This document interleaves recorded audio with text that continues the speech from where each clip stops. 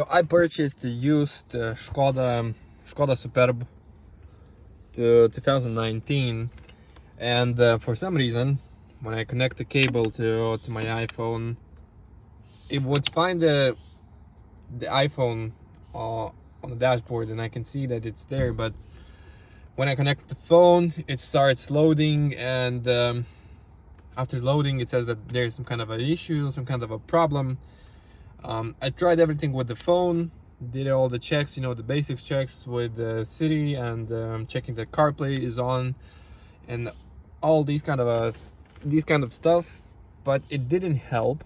So I figured to do some research.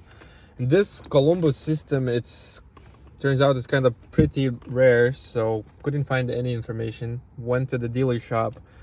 They said that there might be able to fix it, but they are not 100% sure because it could be a problem with the USB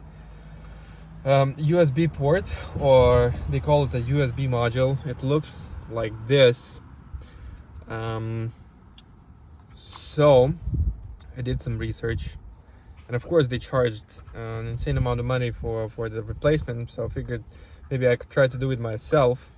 And I looked all the videos. I removed the dash over here, the dashboard here, and there's a slider. I'm not sure how it's called, and I was supposed to find this piece somewhere here. Unfortunately, it wasn't here. The only thing is this green cable, which goes directly to the USB. So I was kind of struggling to figure out where this cable go. So it turns out it go underneath here and then into this big socket and big with all the cables. It doesn't go up to the platform, to the console, or to the media block. It goes directly under, and it is actually located here. So these two pins, these are the holders of this module. An important thing to note about this USB module is that this one is the original one that I took out from the car, and it has the Skoda logo beneath the serial number sticker. But this one, which I purchased from used parts, and it actually came from Volkswagen Touareg, and I paid 24 euros for it. It doesn't have the Skoda logo, but it has the same serial number, and it is from the same generation. So I'm not sure, what could be the problem, but actually changing it helped to sort out, this connectivity issue with CarPlay. Also, an important thing to note that previously it worked with Android Auto. It just didn't work with the Apple CarPlay. So in the next clip, I'll show in the more details where this module was located. So as I previously mentioned, when I noticed that the main data cables are going backwards to the handrest, and since there is a USB port in the handrest and at the back of the whole handrest console, but important to note that these cables at the back are not data cables. They only supply power. I figured that one out by looking at the cables. So I was looking around this whole console, but because it made sense that it should be somewhere here, and I found it under just under, almost under my seat, the driver's seat, and everything was held in place with the same screws. So it's it's easy to stack them, and you most probably not gonna lose it. But at the back, it was pretty tricky to take out the whole console out, because I couldn't loosen the sides of the panel because they were tightened up. So first of all, I had to remove this ventilations, which was pretty easy to remove.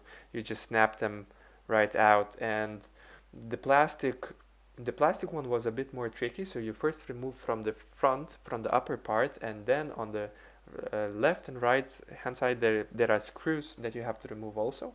But to do that, you have to remove the doors, which were. So after doing that, I removed the sides, not completely, but they were at least loose.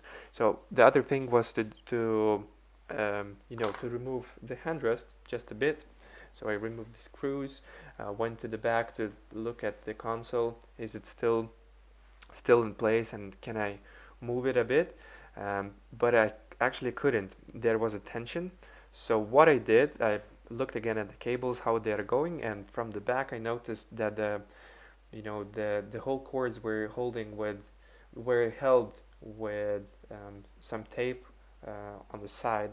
So when I removed the tape from the side, the cables became a bit loose, and I finally was able to move the USB console a bit.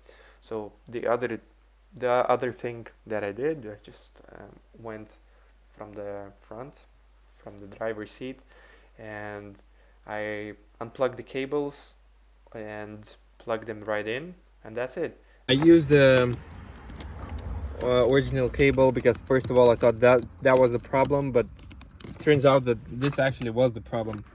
So I'm really happy that I finally fixed it. I'm not sure that I'll be able to show it. Maybe. Let's try.